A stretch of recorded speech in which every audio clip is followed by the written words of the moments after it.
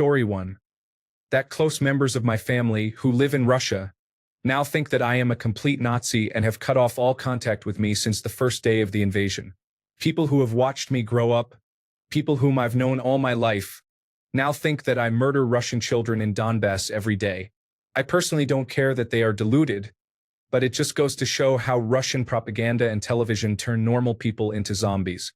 Story 2. I want people to know that occupation does not equal peace. It is another form of war. I see that people think that only two things change under occupation: the flags and to whom you pay taxes. Yes, but that is not just it. It is torture, robbery, rape, people being missing or killed just for speaking Ukrainian, and lower life quality as Russia only does a bare minimum for a nice picture on television. They burn our books, steal and re-educate Ukrainian children, and steal museum artifacts and bring them to Russia. Also, Russia is a settlement colonizer. They replace the population with Russians or force Ukrainians to accept Russian passports and obey, so later they say, "You see, Russians live here. It has always been truly Russian territories. If there are no tanks, weapons, and shooting, it does not equal peace at all." Story 3. What I will never forget and forgive Russians is that their country has stolen childhood from my children, deprived them of joy and the awesomeness of exploring their country, making trips, playing wherever they want, and generally living the life of a kid. Story 4.1. For some people who have seen a war only from movies, no, not everybody must live in ruins and eat rats for a war to be considered real. No, working at McDonald's and shopping malls do not make our war fake and non-existent. You can absolutely have a supersized pumpkin spice latte 15 minutes after a massive ballistic missile attack and go to a sushi restaurant literally 20 kilometers from the front line. There are plenty in Kramatorsk, for example. The biggest desire for a person in stress is to return to normality. Therefore, despite being traumatized every single day, we are trying our best to live our lives as fully as possible.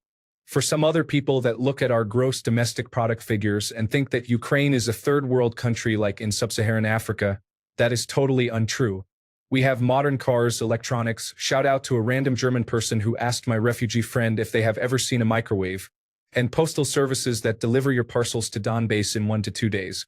Our public transit is functional. We have a banking system many levels above some other European nations that are trying to ditch the fax machines.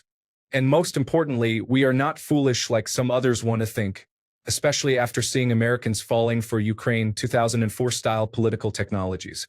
Story 5. I actually want everyone who knows me or my children to know that if my family and I were to go back to our hometown, we would be put into a filtration camp. Young, old, female, or male, raped, tortured, and possibly killed simply because we speak Ukrainian. Story 6.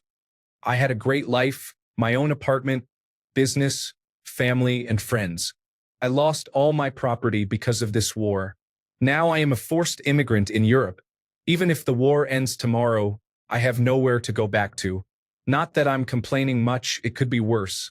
Of course, in 3 years it doesn't hurt so much anymore.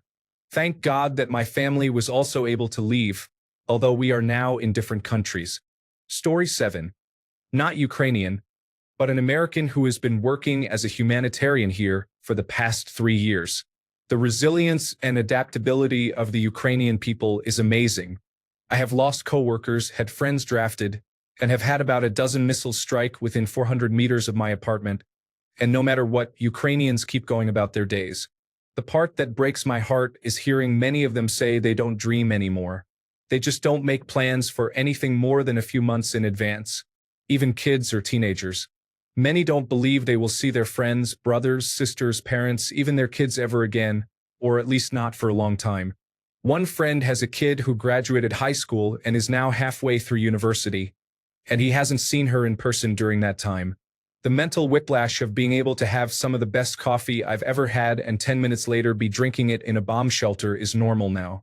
But I can tell when I talk to friends and family back home, I share stories I think are funny, and they are horrified. My baseline of normal is completely different now. I'm lucky. I can come and go, unlike almost all the men here. I choose to stay until the end. I love it here and I love the people. When Ukraine gets through this, they will have a bright future ahead of them, as I have never met a group of people smarter, more resourceful, committed, and community-minded. A free Ukraine isn't just good for Ukraine, they will make the world a better place. Story 8. Most of my friends are scattered around the world, and I haven't seen my brother in years. I'm so full of hatred towards those responsible, and every time a person from the United Kingdom, United States, or any other country tells me that's not a simple issue, I want them to come here and live for a few days under active drone attacks and ballistic missile strikes.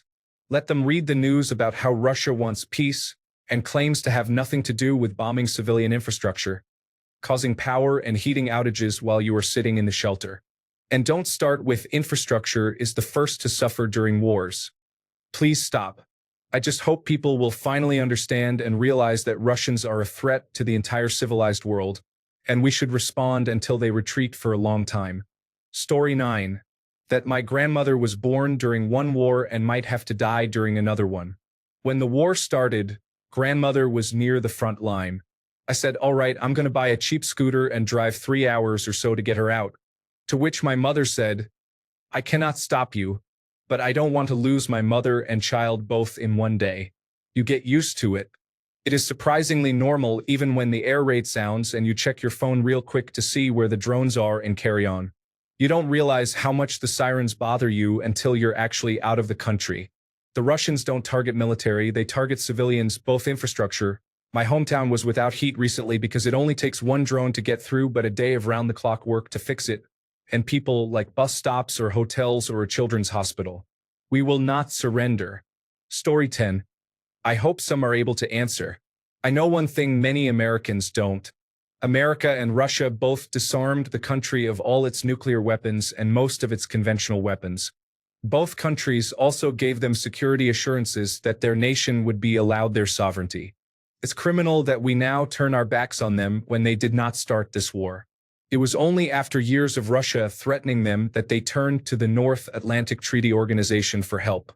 Russia is their brothers and sisters, and Russia attacking them is no different than if the United States invaded Canada. Story 11. I would like to point out that right now there are more Russian bots, Russian misinformation, fake videos, and everything to make people believe the enemy. Not to mention the fools that actually believe Russian propaganda who are actively spreading their falsehoods on topics like this. This campaign is more active than ever. Do not fall for the misinformation. We can see it in the comments already. Story 12.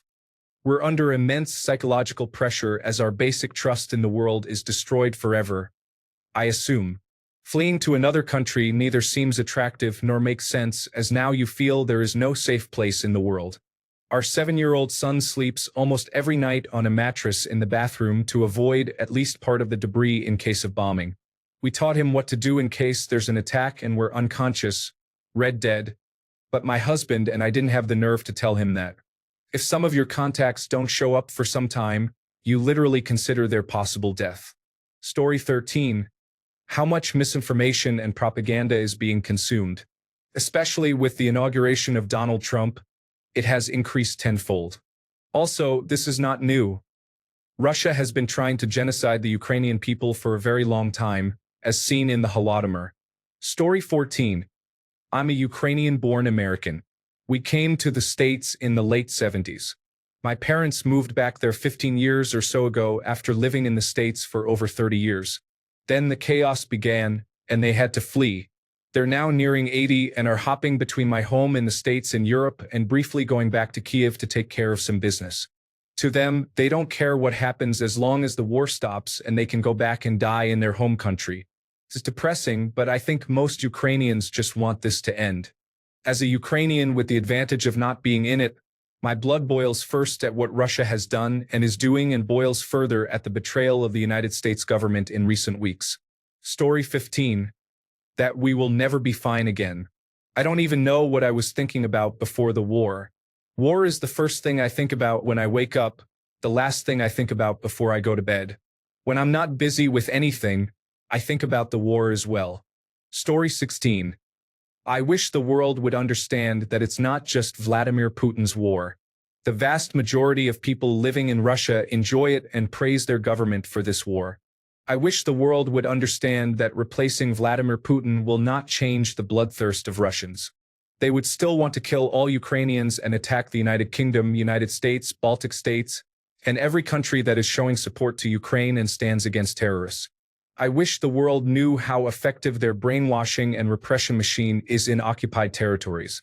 Children are targeted from kindergarten, and adults are forced to exchange their Ukrainian passports for Russian ones. Snitching on your neighbors and colleagues is encouraged even if it is a complete lie. Story 17.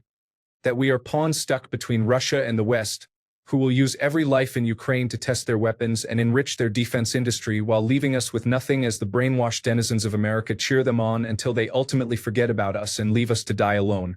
Story 18. A full-scale invasion is a big project that requires significant preparation and the involvement of a large number of people. Soldiers, workers of the military-industrial complex, rear support, propagandists, and taxpayers. All these people since 2014, when the Russian-Ukrainian war in the east of Ukraine and Russia's occupation of Crimea began, either implement Putin's plans or finance them, so the war in Ukraine is also their war. Crimes against humanity on the territory of Ukraine are not committed by Putin personally, but by about 200,000 Russian soldiers. They, not Putin, shell peaceful cities, control aircraft, and drop bombs on residential buildings, schools, hospitals, and theaters where children are hiding. Even after receiving a criminal order, each soldier may or may not carry it out. According to the Nuremberg principles, formulated after World War II, simply following the orders of one's superiors if it resulted in war crimes is not an acceptable excuse. Story 19. That true face of Russia is not of Tolstoy and Dostoevsky, but of millions of routine war criminals, Russian ordinary citizens who went to war to kill, rape, and loot and always have been. Centuries ago, conquered Turk nations called Muscovites Kassips, butchers, for a reason. Now Ukrainians call Russians the same. Story 20. In this cruel betrayal, may every surviving Ukrainian never forget the Republican-driven treachery of the United States. One day, Trump, Putin, Musk, and every spineless enabler of this war will burn in the eternal inferno they richly deserve. Story 21.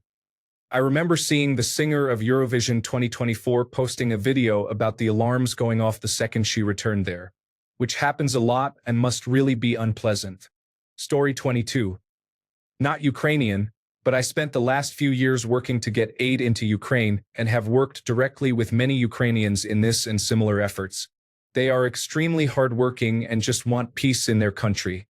Imagine being bombarded so excessively by ballistic missiles and drones, which explicitly target civilians all the time, to the point that you're just numb to it. It's insane. If anyone deserves a chance at peaceful economic development and integration with the European Union, and the new European Union Defense Force that will replace the North Atlantic Treaty Organization thanks to Trump, it's Ukraine. Story 23. War doesn't suddenly create a magically united organism fighting within the paradigm of light versus evil. People with a bandit, psychopath, narcissist, or abuser mentality don't evaporate or change. Many of them are in government, the security service of Ukraine, police, and draft offices now. Many of them are the same individuals who worked with, for, or under the Yanukovych regime. Guess what? They are still the same. War is just an opportunity for them to exploit the weak, vulnerable, and damaged because war creates an abundance of those. So, when you hear another piece of information that aligns with the Russian narrative, because it criticizes Ukraine, try to think about the fact that sometimes you don't have to lie in your propaganda because it's just the truth. Story 24. The fact that Ukrainian men in occupied territories are being forcibly enlisted into the Russian army, with tasks like digging foxholes on the front line, as we call it, under artillery shells. Slowly, they are psychologically influenced into taking up arms against their own country, facing death threats, execution examples, crippling threats to family, children used as hostages, to offers of money and safety, just do it one time and we will let you go. The stick and carrot method, with non-stop emotional swings and psychological pressure, causes some to break into full surrender and obedience. This is an important learning moment. If you do not stand for your country, you may be used and forced by the occupiers to act against your own country, something you may have refused to do for religious or pacifist reasons. If Ukraine falls, our second and third generation of children, through such Soviet-grade methods and brainwashing, will be included in Russian forces to further attack Europe. Story 25. I would like to talk about life in an occupied city. I left a month and a half after my city was occupied, but my father still lives there. From his stories, there is a shortage of doctors and medicines in hospitals. The food they bring in is of terrible quality, and it is much more expensive than in Kiev. The city has put up a lot of fences, even in the center and on the streets, so that people do not see the movement of military equipment. There are constant patrols that check houses for residents, and if there are none, they simply take them away and move in themselves. After 7 p.m., all the streets are empty. All the young people have left the city. Only old people remain. There is dirt and rubbish everywhere. No one cares for cleanliness in the city. There are constant kidnappings of people if they are found to have something related to Ukraine or if they oppose Russia. This is a small part of what is happening there, but it is painful to see what they have turned into a city that was actively developing until February 24, 2022.